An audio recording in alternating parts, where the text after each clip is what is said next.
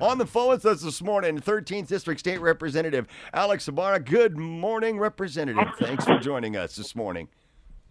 Well, good morning. How are you two? We're great, sir. Thanks very much for a little bit of your time. We know you guys are busy, and we appreciate it.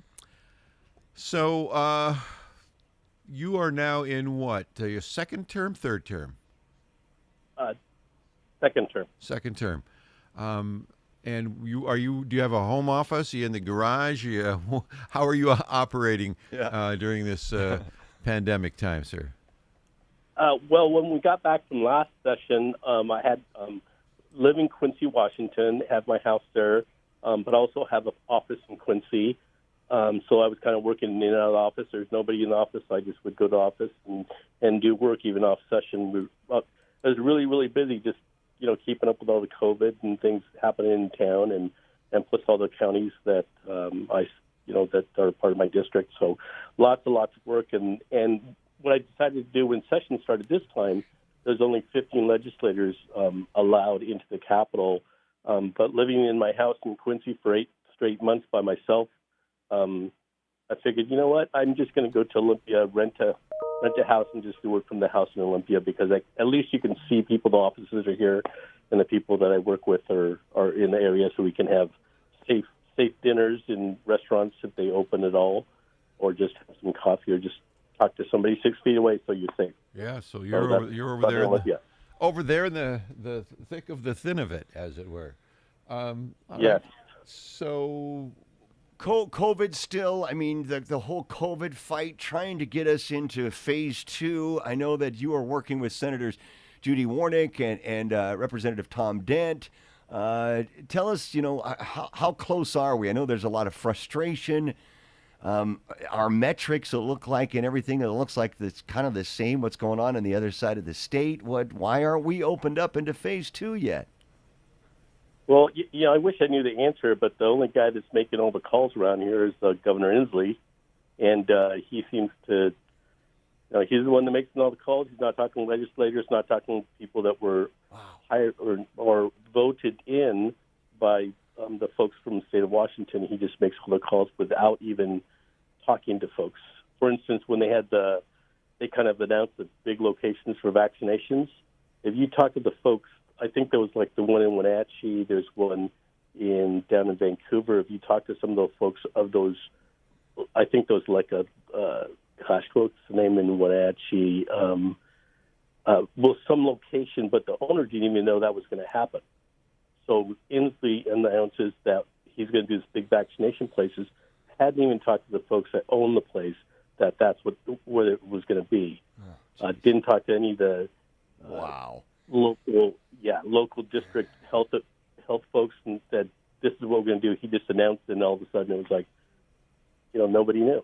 And that's in my opinion, that's no way to run this kind of thing. You got to work with everybody, and he's just not. You say that it's, I'm reading out of the Washington State House Republicans that the new phased-in approach made some significant changes, but you're continuing to push a bipartisan measure, Senate Bill 5114 rather, which you want a more scientific, common sense based approach to reopening, right? Yeah, so one of the things that we did is, for instance, when he put in the new phases on vaccination, one of the things he did is in the third phase of vaccinations, so the older folks, they get vaccinated first and so on and so on. The third phase, which was supposed to be in February, was for teachers.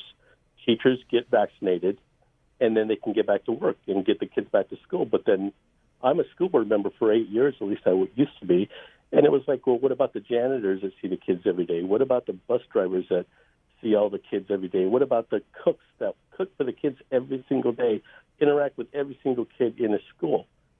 And according to his schedule, it showed them getting vaccinated starting in April.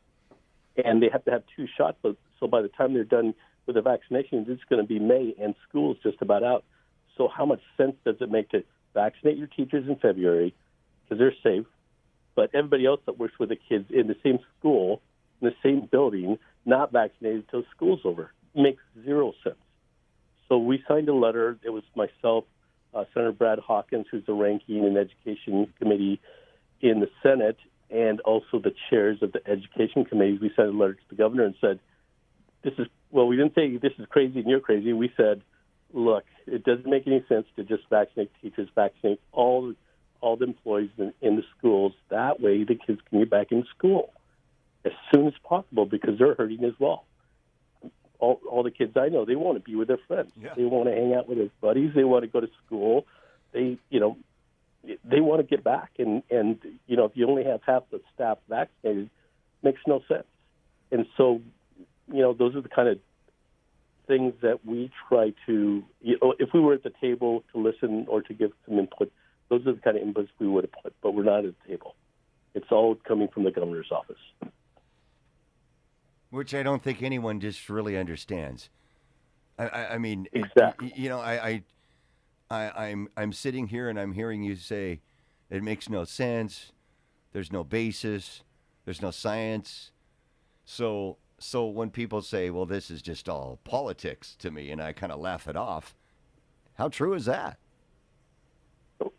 Very. I mean, it's very true. Wow. I mean, so we sent the letter to the governor.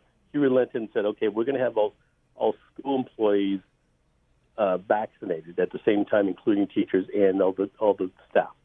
But then what he did is he goes, but I'm going to bunch them with everybody else.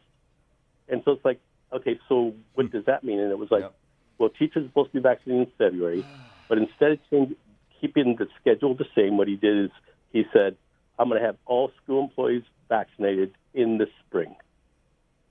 And it was like, in the spring, what does that mean? It means, you ask them and you say, well, it could be February, it could be March, it could be April, because that's spring. So it's like, well, school's going to be over. What? So he's just kind of changing the numbers around and just, playing this, just changing the syntax, changing the verbiage, changing the schedule so it's advantageous. So he really didn't do anything other than just play with the names and play with the dates and stuff, just to make everybody happy. But it makes no sense when you look at it. You have to dig deep to find out what he actually did, because he's not saying, and it's terrible. Because I mean, you're living in Yakima County.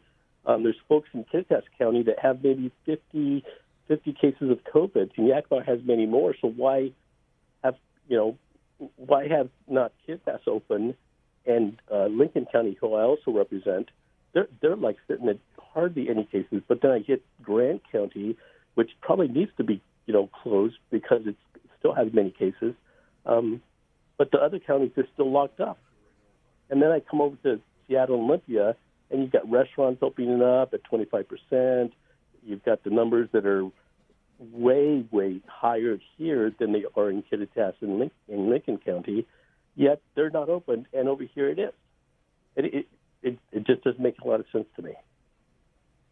KIT News Time is 7:57. We've been speaking with 13th District State Representative Alex Ybarra. I guess, what can people do? Well, I think what we can do is just keep talking to the governor's office and just keep asking the question, why are you making decisions? Please tell us why and explain in detail, because I think he's maybe, I don't know if he's not listening or not. I can't tell. But I think people can still keep calling in, sending emails, and just giving your point of view from where you stand and for your county. If you live in Kittitas, you live in Yakima, you live in Franklin, wherever you live, you just tell them what's happening at home. Because sooner or later, enough people call in, they're going to start figuring out that, we matter. The folks of the state of Washington matter, and he has to listen. And if we keep calling in and email, and I think it's going to happen. It hasn't happened yet, but if we stop asking those hard questions, then nothing will happen. So we just have to keep doing it.